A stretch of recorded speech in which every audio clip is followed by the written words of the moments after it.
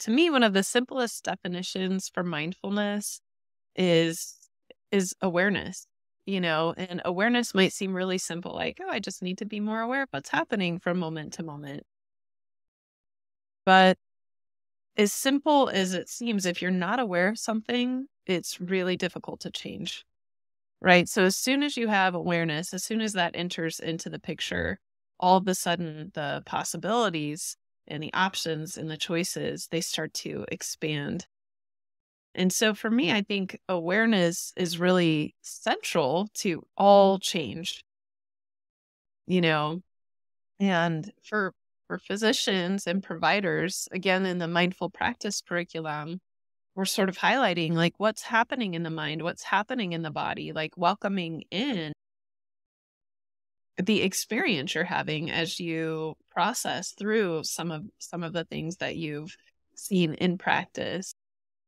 And also that awareness of like, I think sometimes when people think about meditation, they're like, oh, I should be like have no thoughts in my mind and I should be in some place where there's not a lot of distractions. And that's not at all what it's about. I think that's a very Western way of presenting mindfulness. Mindfulness is really about turning towards whatever is arising, even if it's difficult, and actually developing a capacity to be in connection to things that are difficult.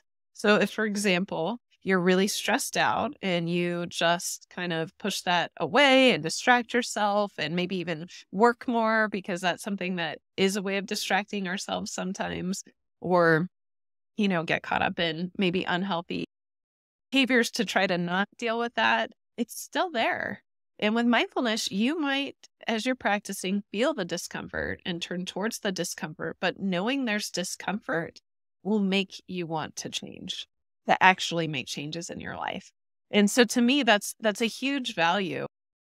One of my colleagues, Judd Brewer at Brown University, he's done a ton of work on addiction in mindfulness. And what he found was not to have smokers stop smoking, but to have them smoke and pay attention to it.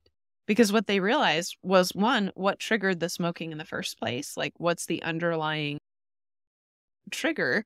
And then two, when I do this, it doesn't actually feel good.